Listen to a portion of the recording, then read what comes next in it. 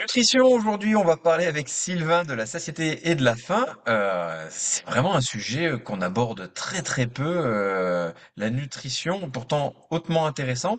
Alors déjà, merci Sylvain d'être présent. Et est-ce que tu peux te présenter s'il te plaît? Eh ben, merci Adrien, avec grand plaisir. Donc, je m'appelle Sylvain Truguet, je suis un ancien sportif de très bon niveau dans les sports de combat, donc tu vois, on a des points communs, qui s'est lancé ensuite dans des études STAPS. Donc, j'ai fait le cursus STAPS classique à Lyon. Ensuite, j'ai vu un petit reportage très intéressant en Suisse qui montrait des préparateurs physiques qui devenaient coach sportif individuel à domicile. Et donc, ça m'a donné envie. Donc, j'ai passé un BPGEPS la première année où ils ont lancé ça. Et ensuite, donc, je suis devenu, en plus de la préparation physique que j'avais commencé à l'issue de mon cursus TAPS, j'ai fait du coaching que j'ai pas arrêté. D'ailleurs, aujourd'hui, j'en fais encore un petit peu. J'ai également été responsable d'une salle de remise en forme, tout ça en parallèle, hein, j'ai toujours tout cumulé. Responsable d'une salle de remise en forme où j'avais une dizaine de coachs dont je m'occupais, on faisait du coaching, voilà, plein de choses.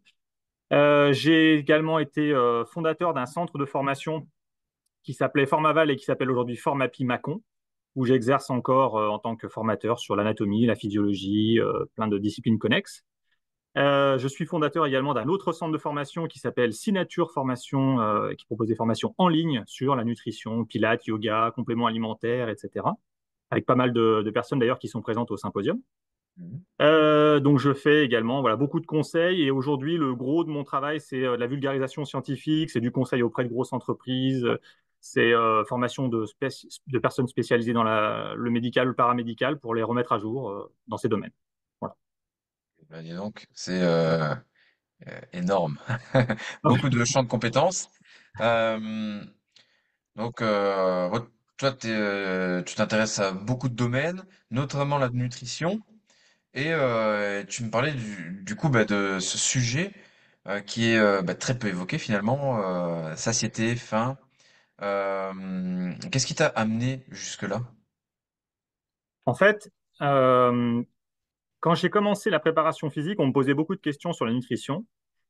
J'avais jamais eu une seule seconde de cours en nutrition dans tous les cursus que j'avais fait.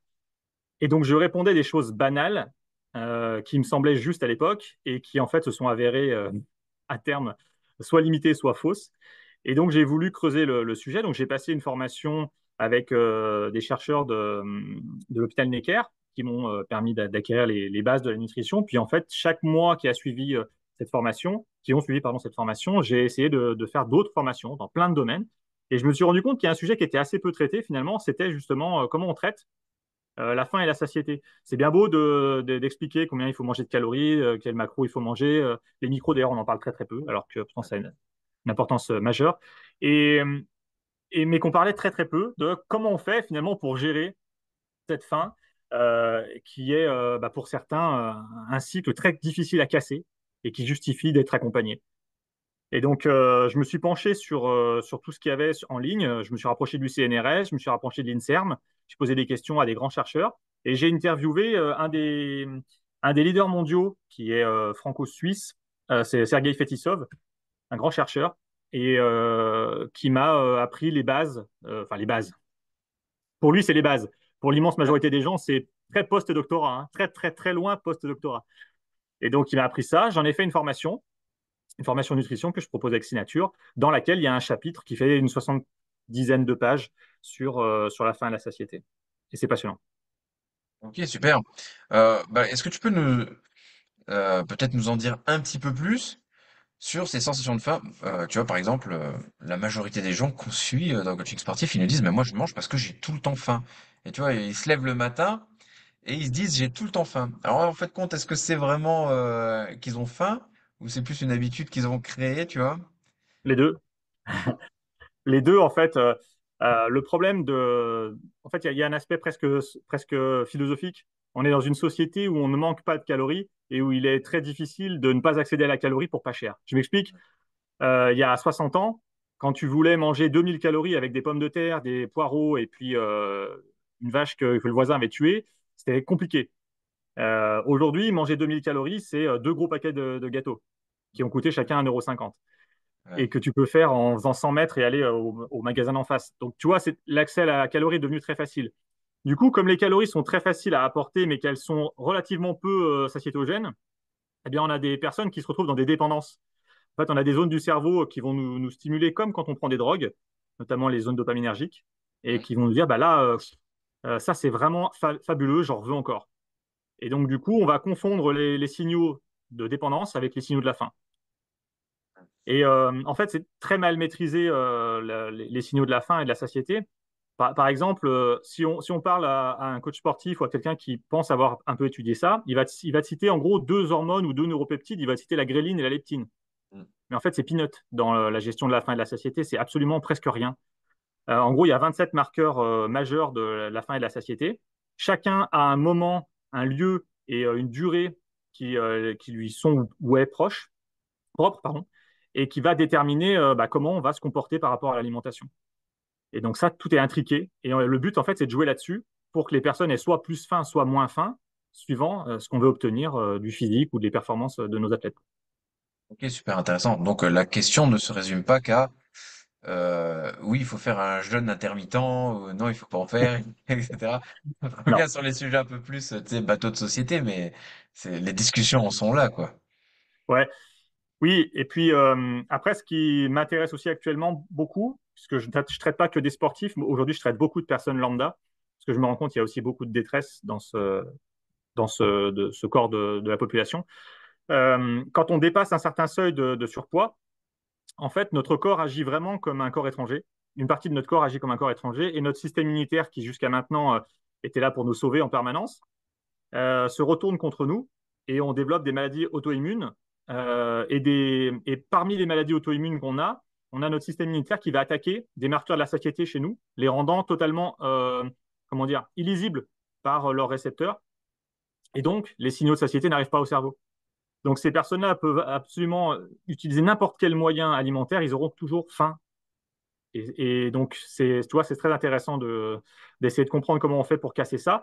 Et quand j'ai interviewé Fétissa, c'était très drôle parce qu'il me disait, bah, en fait, c'est très simple parce que je lui demandais comment on fait du coup pour pour casser ce cycle-là. Il m'a dit, bah, il faut perdre beaucoup de poids d'un coup. Alors, il m'a dit avec un accent russe à couper au couteau. Donc, c'était très drôle. Mais voilà, Ok. je trouve ça passionnant. Ouais, bah, carrément. Alors c'est vrai que tu parlais, on pense souvent à la gréline, etc. Moi, ça m'a fait penser à un article scientifique que j'ai lu là, il y a 2 semaines. Il parlait du jeûne par rapport à la gréline, parce qu'apparemment, quand la gréline entre en activation, donc tu es en manque de nourriture, tu as la gréline qui va faire son apparition, et ça va être un puissant marqueur pour le cerveau qui va venir allumer beaucoup de choses au niveau du cerveau, dont les bulbes olfactifs, et qui vont permettre de lutter contre la dépression. Donc là, c'était plutôt la relation entre jeûner et la dépression, mais je pense que on a peut-être aussi plus de pistes par rapport aux différents facteurs qu'il y a, qui sont commandés par la faim, etc. Ouais, en fait, on a même des maladies neurodégénératives qui sont plus ou moins, comment dire, les facteurs de risque augmentent ou diminuent en fonction de la quantité de leptine et de gréline qu'on va sécréter. Ça, c'est passionnant. Il y a beaucoup d'articles là-dessus. Il me faudrait du temps pour le développer. Mais on sait que quand on va plus ou moins produire certaines enzymes ou certains neuropeptides de la satiété ou de la faim, eh bien, on Mhm. va avoir certaines maladies qui vont avoir plus ou moins de chances d'apparaître. Et ça, c'est assez cohérent. Mais un truc sur lequel je veux vraiment appuyer, c'est que très souvent, on pense que la satiété et la faim, elles dépendent des calories qu'on ingère. En fait, c'est faux. Il y a un seul marqueur de la faim et de la satiété qui intervient en fonction du nombre de calories qu'on ingère, c'est PYY. Pas le temps d'expliquer à quoi il sert, mais c'est le seul. Les 26 autres, ils n'ont aucun rapport avec la quantité de calories que l'on ingère. D'où le fait que raisonner pour la performance, raisonner pour le poids, oui, il faut qu'on compte les calories, mais par contre, raisonner sur la faim et la satiété, ça n'a aucun sens. Pour la même quantité d'aliments, on ne va pas du tout obtenir le même résultat. Ok. Est-ce que tu peux peut-être nous en dire plus sur ces différents facteurs en rapport avec la satiété, la faim? Parce que tu Ouais, dis, on a quand même 26, 27 là, c'est énorme. ouais, Euh, lesquels interviennent et un peu leur rôle. ouais. Alors, on va prendre quelques exemples, mais alors, la majorité de la satiété, elle est obtenue parce qu'on a une distension au niveau de l'estomac. En fait, le volume alimentaire va jouer sur des récepteurs mécaniques à l'intérieur des parois de l'estomac.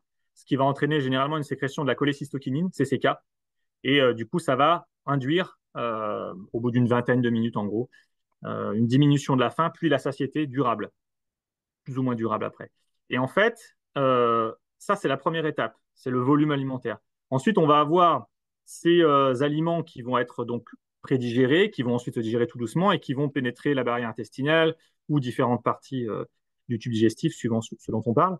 Et en fait, quand ils vont passer entre la veine porte et le foie, ils vont se fixer sur des récepteurs ou passer à travers des récepteurs qui vont chacun informer le cerveau sur l'arrivée de ces nutriments. Et ça va nous permettre donc d'avoir des hormones plus ou moins importantes de la satiété ou de la faim. On va avoir des choses qui vont plutôt nous dire bah, là, tu vas avoir faim parce que tu as, par exemple, je sais pas moi, des acides gras de tel type saturés qui sont arrivés. Ah, là, j'ai un petit peu plus faim, c'est appétant. Et à l'inverse, eh ben, tu vas avoir, là, on arrive sur un truc très complexe. Je vais prendre un exemple vraiment complexe, c'est les protéines. Les protéines, en fait, elles vont induire un effet de satiété par énormément de mécanismes. Je pense que très peu de gens dans le monde maîtrisent pourquoi les protéines ont un effet satiétogène.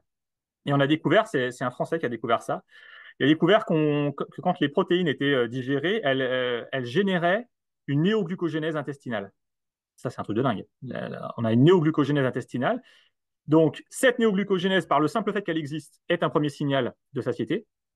Ensuite, le fait que les acides aminés, les dipeptides, tripeptides et oligopeptides franchissent la barrière intestinale, puis la veine porte, etc., etc., arrivent au foie, vont passer par des récepteurs qui, eux, vont induire à nouveau un marqueur de la satiété. Ok. Ouais, et donc, du coup, ça c'est assez passionnant parce que maintenant, on maîtrise ça. Et c'est pratiquement le même effet qu'on a avec certaines fibres où on prétend qu'elles sont satiétogènes. Et c'est pareil pour toutes, mais pour certaines, c'est le même mécanisme que pour les protéines. Ok. Intéressant parce qu'en fin de compte, on se rend compte que bon, avoir faim ou ne pas avoir faim, telle est la question, mais c'est surtout la qualité quand même de ton alimentation qui va déterminer si tu vas avoir faim ou pas au final, quoi. Donc, Ouais, euh, donc voilà, ouais, l'intérêt ne sera pas forcément est-ce qu'il faut que je jeûne ou pas, ça sera qu'est-ce que tu as mangé avant ou pas, quoi. ouais. Oui, puis il y a un truc, par exemple, qui va casser beaucoup de mythes, je pense. C'est, par exemple, un des premiers marqueurs du retour de la faim. Parce qu'en fait, c'est tout un processus qui amène vers la faim. La faim, c'est pas d'un seul coup, c'est bouton on-off. Non, c'est pas comme ça. Mais un des marqueurs, je vais pas tous les citer ici, mais un des marqueurs, c'est notre incapacité à stocker des triacylglycérols dans les adipocytes. Mm. Ça c'est un truc auquel on pense jamais, mais quel est le déclencheur du stockage des triacylglycérols dans nos adipocytes, eh ben, le majeur, c'est l'insuline. Donc, quand tu vas faire un petit peu de bibliographie sur l'insuline, tu te rends compte que toutes les publications nous montrent qu'en fait, l'insuline, elle est satiétogène. Quand on a de l'insuline, on a moins faim. Alors que, a priori, si on écoute tout ce que disent les gens, c'est l'inverse. Ben non. Toutes les publications nous montrent que l'insuline, elle est satiétogène. Par contre, quand tu es en incapacité de stocker des triacylglycérols, eh bien là, en fait, l'organisme va commencer à nous envoyer des hormones de la faim pour Mm. qu'on soit à nouveau capable de stocker. Parce que naturellement, le corps doit en permanence stocker des triacylglycérols de réserve pour prévoir si jamais on a une période de disette ou si à un moment où on pourra plus chasser ou cueillir. Ça paraît bizarre de nos jours, mais on a encore gardé ces réflexes-là. Ouais. Ok, très très intéressant. Mais après, je pense que c'est aussi le débat par rapport à l'insuline de tout le sucre est mauvais, etc. Donc ça, j'espère quand même que les gens ont compris que c'est pas le bon débat qu'il faut Non. avoir et que l'objectif c'est vraiment la qualité encore une fois nutritionnelle, Mm. même si elle est complexe à trouver. Mais comment on fait de nos jours pour trouver une qualité nutritionnelle correcte? Parce que tu vois, Jacques Chirac il disait il y a 20 ans il faut manger des pommes, mais on sait que la pomme d'aujourd'hui n'est pas la pomme d'il y a 30 ou 40 ans, tu vois. Ouais, ouais, c'est sûr. Alors déjà, je pense qu'il faut qu'on retourne au circuit court pour plein de raisons. Déjà, on voit bien que ça va être de plus en plus compliqué de vivre dans un monde mondialisé, qu'on le veuille ou non. C'est pas une question politique ce que je dis là. Ça va être malheureusement une contrainte, voulue ou acceptée. Ça sera obligatoire au bout d'un moment.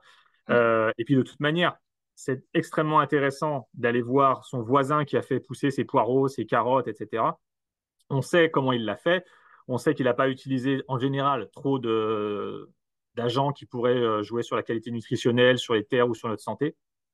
En fait, il n'y a pas beaucoup de choses qu'on peut faire si ce n'est essayer de faire pousser soi-même ou de le faire pousser de la manière la plus naturelle possible. En fait, il faut essayer. C'est bête ce que je dis parce que c'est pas toujours vrai, mais dans l'immense majorité des cas, quand même, quand on se rapproche de ce qui se fait naturellement, c'est souvent mieux. C'est pas toujours mieux. Je sais, je vais me faire critiquer sur ce que je viens de dire, mais globalement, c'est ça. Je donne un exemple très particulier sur les vaches et la qualité de la viande rouge.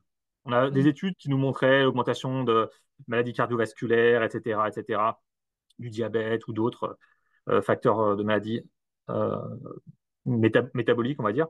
Euh, la vache que tu as dans un supermarché qui est testée dans ton laboratoire pour produire ton étude, c'est une vache malade. Donc le résultat que tu vas obtenir, c'est un résultat sur une denrée malade. Si tu Mm. prends une vache en Suisse, dans une montagne qui n'a jamais vu de monoxyde de carbone, enfin, j'exagère, mais vous avez compris, qui a pas accès à la pollution, qui mange de l'herbe toute la journée, Ouais. qui est heureuse, qui a eu son petit veau, qui l'a gardé sous le ventre jusqu'à ce qu'il soit suffisamment grand pour ne plus en avoir besoin, c'est pas la même vache que celle qui est dans une étable industrielle où elle a allez, 10 cm de chaque côté pour se déplacer, qui va être malade, qui va vivre dans ses excréments, qui va être déprimée, à qui on va donner des antibiotiques. Mm. C'est évidemment pas la même viande. Et ben voilà pourquoi certaines études nous donnent des résultats qui sont assez surprenants compte tenu de ce qu'on a fait pendant 7 millions d'années. Parce que ça fait 7 millions d'années qu'on mange de la viande rouge. Ouais, et les gens, je sais ce qu'ils vont dire. Ils vont dire oui, mais tu as la nourriture bio, etc., etc. Et là-dessus, moi je rebondis parce que je suis dans un milieu agricole. Là où j'habite, t'as moins de 15 000 habitants, c'est secteur rural. Et donc, il y a beaucoup de fermiers, de paysans, tu vois, et qui ont des bêtes. Et donc, j'essaie de trouver la manière de le dire le plus subtilement possible, sans mettre personne dans l'embarras. Mais il y a des gens qui ont des bêtes bio, donc des vaches bio, etc. Donc on sait que c'est compliqué hein, de passer au bio, parce que c'est sur plusieurs années. T'as des espèces de, tu sais, je sais qu'ils font des espèces de forages là dans les champs pour vérifier Oui. tu sais, si c'est vraiment bio à 100%, la nourriture doit être bio, etc. Mais tout de même, parce que c'est un monde petit, le monde rural et que tout le monde se connaît.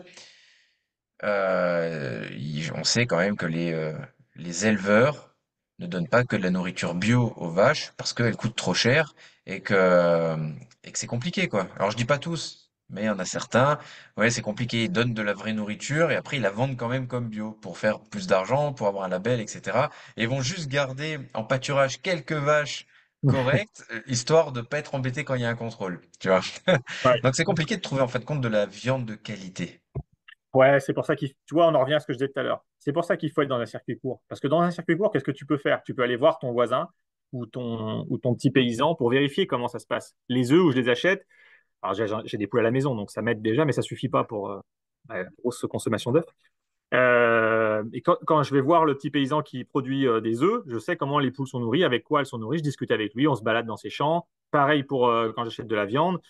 Mes légumes, j'en fais pousser chez moi. Ce que je peux pas faire pousser chez moi, c'est les petits maraîchers que je connais qui sont presque des amis qui le font, tu vois. Il y a ça. Et en fait, on doit revenir impérativement à ça. C'est super important. Puis regarde le, comment dire, le tissu social que l'on crée.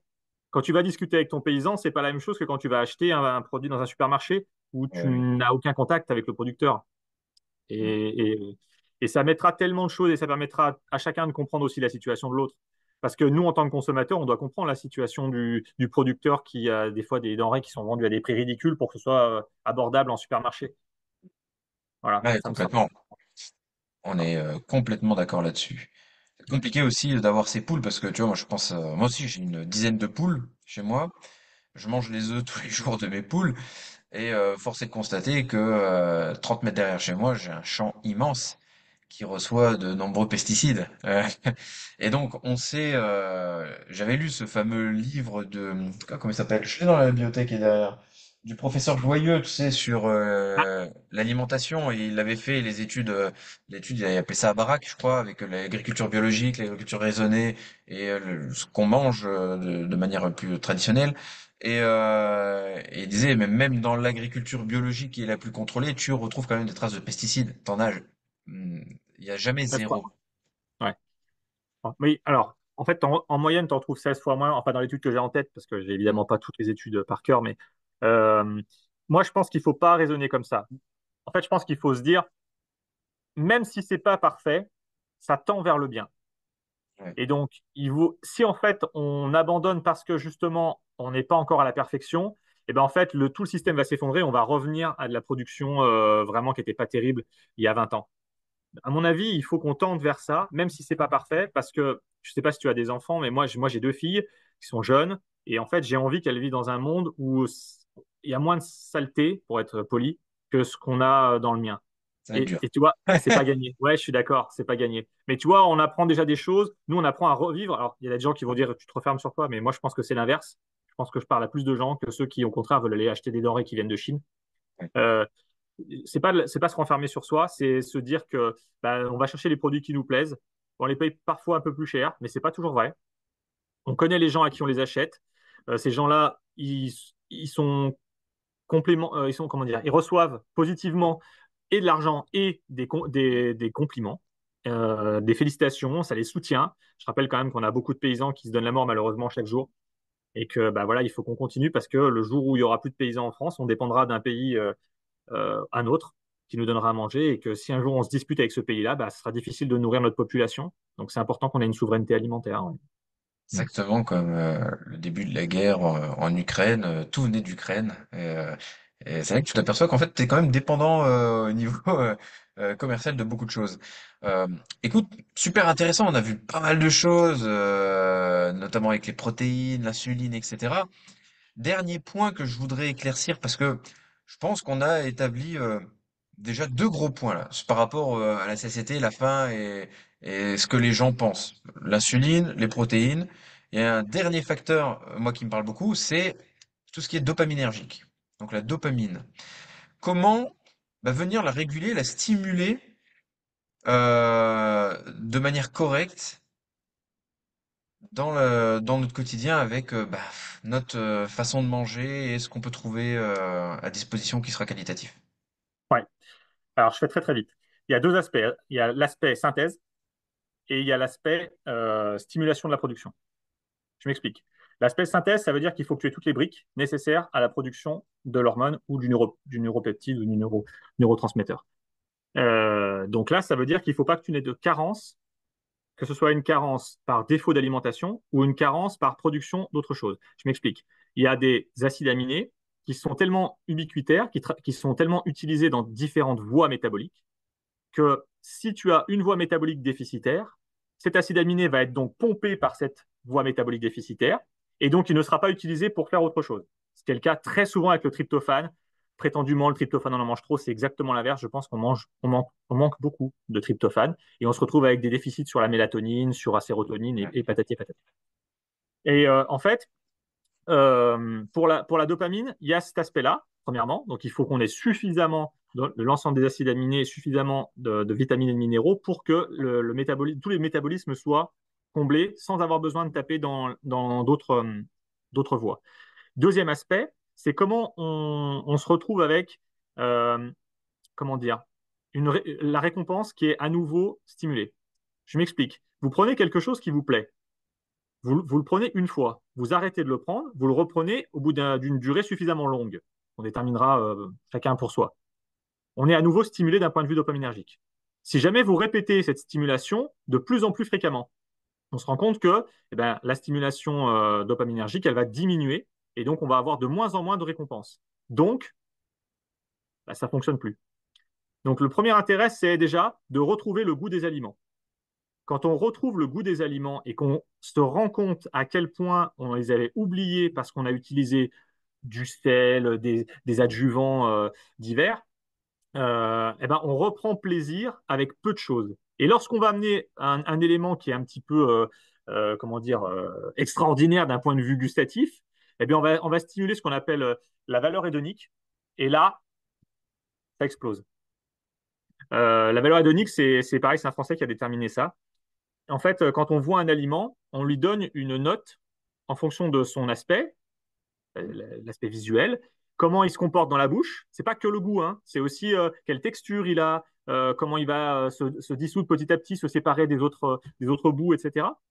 Et en fait, plus on va répéter le contact avec cet aliment, et plus finement on va enregistrer cette valeur hédonique. Un peu comme un mouvement. Tu fais un arraché, plus tu vas répéter ton arraché, plus ton geste il va s'affiner, plus il va devenir automatisé, plus il sera, entre guillemets, proche de la perfection, ou de ce que tu recherches comme perfection. C'est pareil pour la valeur hédonique. Et plus on a une valeur hédonique qui est proposée avec des aliments qui sont bruts, le moins transformés possible, avec le moins d'adjuvants possible, et plus on est capable de stimuler facilement l'aspect dopaminergique et donc eh bien, prendre du plaisir avec des choses simples. Et pour moi, c'est vraiment la base, ça.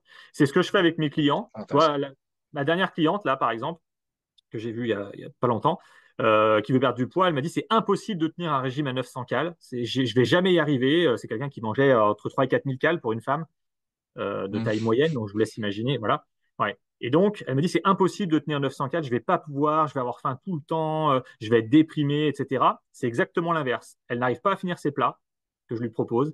Elle a jamais faim ou très peu faim. Elle dort excellemment bien, elle a plus d'énergie, etc., etc. C'est pas parce qu'elle mange moins qu'elle va avoir un problème d'énergie. Vu le gras qu'elle a de stocké, il y a de quoi faire encore un peu hein, avant qu'elle ait des problèmes d'énergie. Et surtout, elle retrouve du plaisir dans des aliments ultra simples qu'elle trouvait archi fades avant. Et c'est tellement important ça. Intéressant. En fin de compte, si on fait un résumé de tout ce qu'on a dit ensemble, parce que tu parlais aussi avant, on pourrait partir dans plein de directions, tryptophane, etc. Plutôt que d'aller supplémenter en trypto, manger des aliments bruts, locaux, de bonne qualité, et en fin de compte, ça va permettre de réguler pas mal de choses, quoi. Ah oui, ah oui, oui, oui. Et justement, on se rapproche de l'écoute de son corps. Et quand tu as faim, c'est une vraie faim. C'est Mm. pas une dépendance. Tu ressens que tu as vraiment faim. Tu ressens que tu as ta motilité, tu as ton tractus qui commence à se contorsionner, qui commence à bouger. Tu sens qu'il y a des choses qui se passent. Et là, c'est une vraie faim. Mais c'est intéressant parce que la plupart des gens pensent que pour enlever ce côté addictif de ce qui t'attire, tu sais, dans les sucres et tous les produits transformés, bah, c'est faire une cure de ces sucres, alors que non, revenir à une alimentation de base te permettra de toute façon de t'aider dans cette recherche de satiété, de faim, etc. Ouais, C'est génial. ouais, comment dire, comme des ah mince, j'ai perdu le terme. Quand tu as des sevrages, pardon. Ah On oui, arrive oui. à Oui. des niveaux de sevrage carrément, des personnes qui me disent oh là là, je me mets à trembler, je me mets à transpirer et tout. Je dis ouais, mais quelques jours et rapidement ça va s'arrêter et tu verras, tu vas retrouver le goût des aliments et pam, d'un seul coup, ça y est, j'y suis Excellent. et ouais. C'est excellent. Sylvain, merci beaucoup pour tout ça. Comment les gens peuvent te retrouver s'ils ont des questions à te poser? Voilà, j'ai très peu développé mes réseaux sociaux, mais ils peuvent me trouver sur Facebook avec mon nom prénom, sur mon site de formation Signature Formation. J'ai un, j'ai un Instagram que j'utilise pas, mais qui est, enfin que j'utilise pas, j'utilise très très peu, mais qui est disponible, c'est avec Officius23. Et puis sinon, mon numéro de téléphone et mon mail sont disponibles sur Internet. Il suffit de taper mon nom, prénom et vous allez trouver mes coordonnées facilement. Ok, eh ben écoute, c'est super. Merci beaucoup et puis à bientôt. À bientôt, salut. Salut.